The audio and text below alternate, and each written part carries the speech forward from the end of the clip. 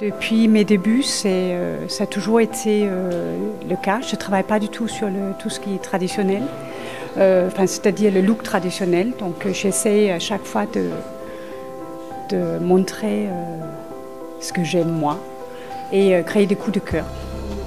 C'est les fauteuils de style français, bien français, parce que j'ai grandi dans une ambiance qui est beaucoup plus moderne et qui est le style nordique. Notamment le style danois qui est ultra moderne. Hein. Donc quand j'ai découvert les vieux fauteuils français ici, j'ai moins eu un coup de cœur.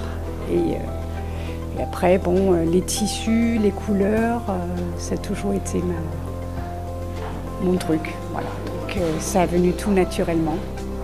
Je m'amuse, mais je le fais à plein temps. Voilà. Voilà, je m'amuse à faire un lien entre mes amis artistes et ce que je fais moi, parce que c'est ça qui nous intéresse aussi. Suite à un voyage à Barcelone, je me suis dit, voilà, je vais utiliser toutes les belles choses que j'ai vues là-bas pour faire un petit clin d'œil à ce grand artiste qui était Gaudi. Voilà. Et je me suis fait plaisir parce que c'est plein de couleurs et plein de lumière et elle en a fait quelque chose de très sympa.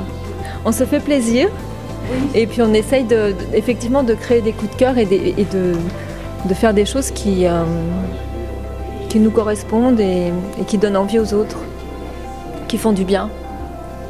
Voilà. D'où les couleurs, d'où beaucoup de gaieté dans le travail et dans les réalisations.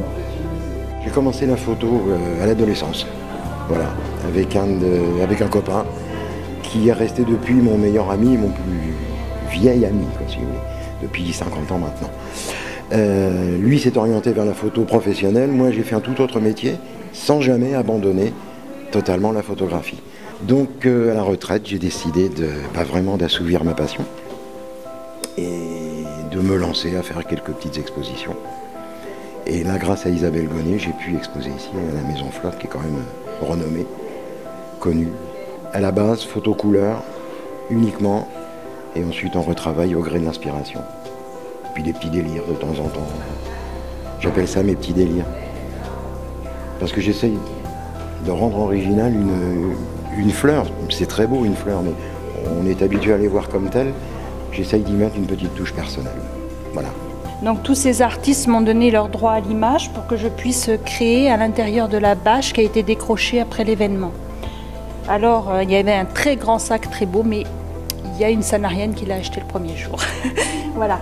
Donc on peut voir que la bâche, une fois extrait le visuel qui m'intéresse, puisque c'est des créations en pièces uniques, je le mélange avec d'autres tissus.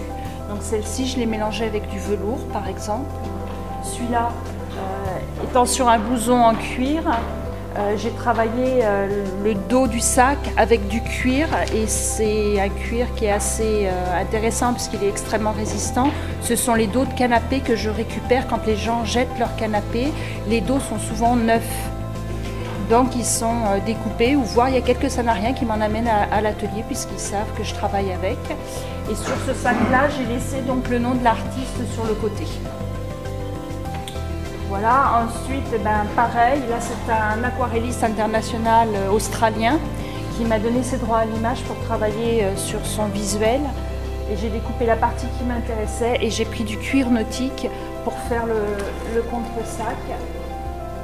Ainsi que les sangles que je fais soit en coton, soit avec du tissu de siège de bateau. Voilà, c'est vraiment un coup de cœur à chaque fois avec mon visuel et je pars vraiment sans déterminer ni la taille, ni la matière que je vais mettre avec, etc. C'est vraiment l'instinct par rapport aux matières que j'ai dans mon atelier. Voilà. Je suis sanarienne, oui, j'habite Portisol. Alors je fais beaucoup surtout ce qui concerne la mer, enfin les bateaux, des paysages de mer. Et là j'ai fait des choses un peu plus intimes.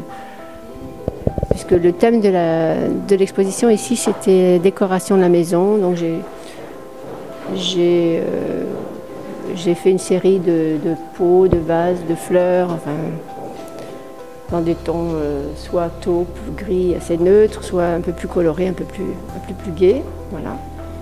Mais en général, je travaille beaucoup les bateaux, les voiles. Je suis maître verrier vitrailliste et donc je crée des vitraux et des objets de décoration intérieure en verre. Mon métier principal, c'est de créer des vitraux, donc sur commande bien sûr. Séparation de pièces ou porte d'entrée, c'est ce qu'on me demande le plus. Et sinon, pour populariser le vitrail, pas dans le mauvais sens du terme, mais pour vraiment faire connaître la matière et la technique, j'essaye d'intervenir dans la décoration intérieure. Donc de faire des lampes, des paravents, des tables basses, ce genre de choses. Et justement, les différentes techniques que j'utilise permettent de moderniser le métier et de le faire connaître au plus grand nombre. J'ai toujours aimé travailler avec les lumières, les contrastes, et quand je vois toutes les possibilités que cette matière nous propose, je suis tombée dedans.